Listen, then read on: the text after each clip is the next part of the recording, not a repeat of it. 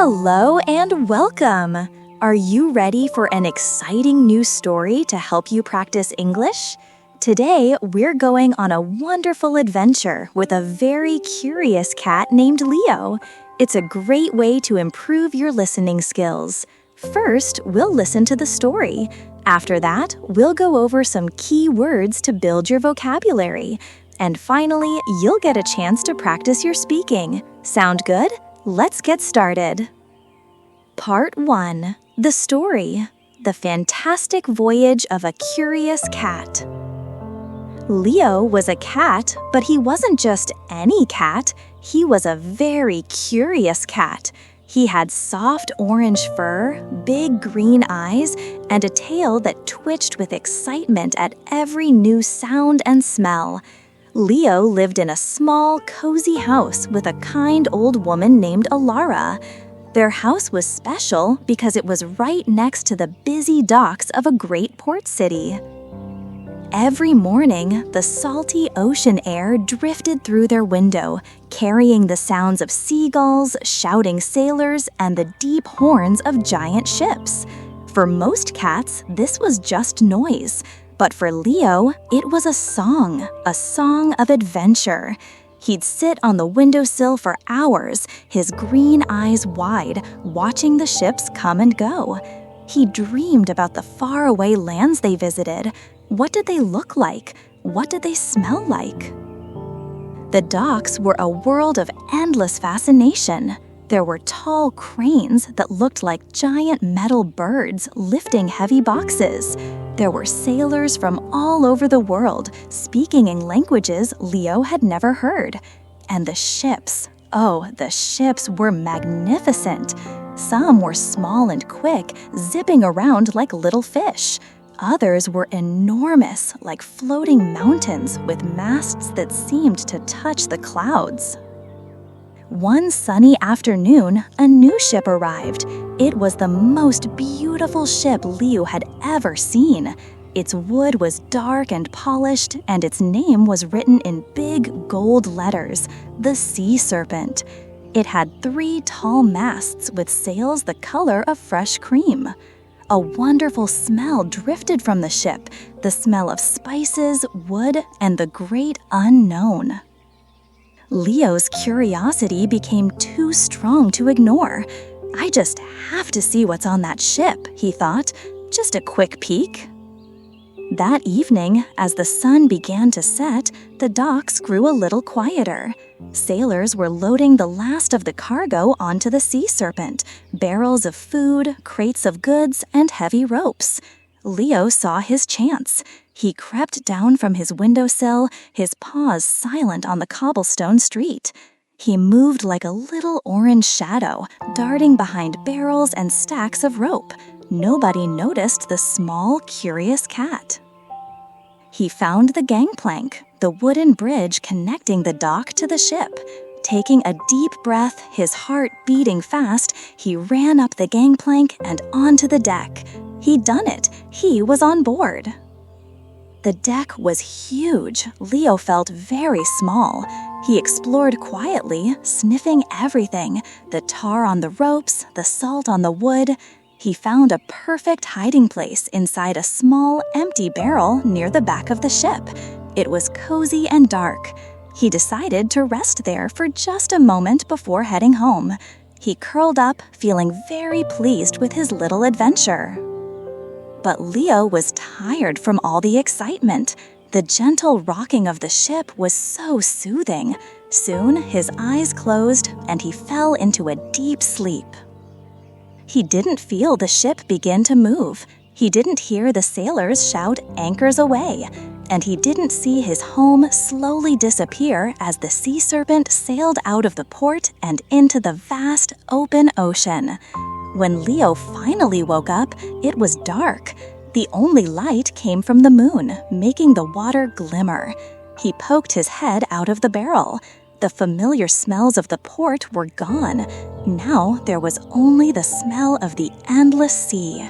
He looked around. Water everywhere. The land was gone. Leo felt a gulp of fear. This was not part of the plan. He was a stowaway on a ship headed for faraway, unknown places. He was on a fantastic and very unexpected voyage. For the next few days, Leo stayed hidden. During the day, he slept in his barrel. At night, he'd creep out to find food and water. He was a clever cat, so he found a small leak in a water barrel and even managed to catch a mouse or two. He watched the sailors from the shadows. They were busy men, always working, singing songs as they cleaned the deck and mended the sails. Leo felt lonely, but he was still too scared to show himself.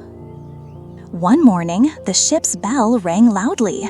Leo heard a sailor shout, "Land ho!" He peeked out. In the distance, he saw an island, but it wasn't like any land he'd seen before. It was covered in a thick, green jungle. As the ship got closer, he could hear strange bird calls and the humming of insects. The sea serpent dropped its anchor in a calm blue bay. The sailors went ashore in small boats. Once again, Leo's curiosity won out over his fear. He waited until the deck was quiet, and then he leaped from the ship onto the sandy beach. The jungle was incredible. The trees were so tall they blocked out the sun. The air was warm and humid, filled with the scent of flowers he'd never smelled before. The plants were strange and wonderful. Some had leaves as big as Leo himself, and some flowers glowed with a soft, gentle light. He heard whispers in the leaves, even though there was no wind. It was a whispering jungle. Leo explored carefully. He saw monkeys with bright blue fur swinging from branches and butterflies with wings like stained glass. It felt like he was in a dream. He walked deeper and deeper into the jungle, following a little stream, so busy looking at everything that he didn't notice how far he'd gone. When he decided it was time to head back, he realized he was lost. The jungle looked the same in every direction. Fear started to creep in again. He was all alone on a strange, whispering island. He meowed, a small, sad sound in the huge jungle.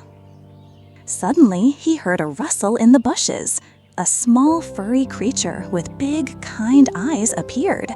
It looked a bit like a squirrel, but its fur shimmered with all the colors of the rainbow. The creature chittered at him and then motioned with its head, as if to say, "Follow me." Leo hesitated, but the creature seemed friendly. He decided to trust it. The creature led him through the jungle, along a hidden path. Soon, Leo could smell the sea salt again. He saw the tall masts of the sea serpent. He was safe. He looked back to thank his new friend, but the colorful creature had already vanished into the trees. Leo hurried back to the ship, his heart full of gratitude. He had survived his first adventure on land. The next day, the ship sailed again. After many more days at sea, they arrived at a new place. This wasn't a jungle island.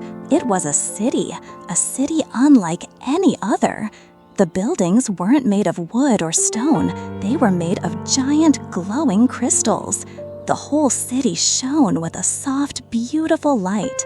Towers of pink, blue, and green crystal reached for the sky, and the streets were paved with smooth white stones that also seemed to glow. Leo was amazed. He had to explore. He snuck off the ship again. The air in the city hummed with a gentle energy. The people of the city were tall and graceful, wearing clothes that shimmered like moonlight. They smiled at Leo as he walked by, not at all surprised to see a little orange cat. He wandered through the glowing streets until he came to a large square. In the center was a fountain, but instead of water, it flowed with liquid light. Little bell-like sounds came from the fountain, creating a beautiful melody. Leo sat and watched, completely mesmerized. A child from the city with silver hair and kind eyes came and sat beside him. The child gently stroked Leo's fur. "You are far from home, little one," the child said, in a voice that sounded like music. Leo was surprised the child understood him, but in this magical place, it felt perfectly normal. Leo purred. For the first time since leaving home, he didn't feel lonely. He spent the rest of the day with the child, exploring the Crystal City and listening to the light music. When it was time for the ship to leave, the child led him back to the docks. "Have a safe voyage, little adventurer," the child said, giving him one last gentle pat. Leo felt a little sad to leave, but he knew his journey wasn't over. Their next stop was even more fantastical. The ship sailed into a sea that wasn't blue, but a soft shade of purple. And floating on this sea were not islands of rock and dirt, but giant gardens. Huge flowers, bigger than houses, floated on the water. Their petals were like soft platforms, covered in green moss and smaller, colorful flowers. Bees the size of birds buzzed from one floating garden to the next. Leo had never seen anything so beautiful. He jumped from the ship onto a giant red lily pad. It was soft and bouncy. He spent the day leaping from one flower island to another, playing in the moss and chasing the giant friendly bees. The air smelled sweet, like honey and perfume. But as evening approached, the sky grew dark. The wind began to blow, and the purple sea became rough. A storm was coming. Leo hurried back towards the ship, but the wind was strong. It howled and pushed against him. Rain began to fall in heavy drops, and the flower islands tossed and turned on the waves. Leo was soaked and scared. He clung to the edge of a giant petal, trying not to fall into the churning water. The sea serpent looked so far away, and the waves crashed over him. He was losing his grip. He let out a loud, desperate meow. Just when he thought he'd be swept away, he felt strong hands grab him. A sailor from the ship, a big man with a kind face and a thick beard, had seen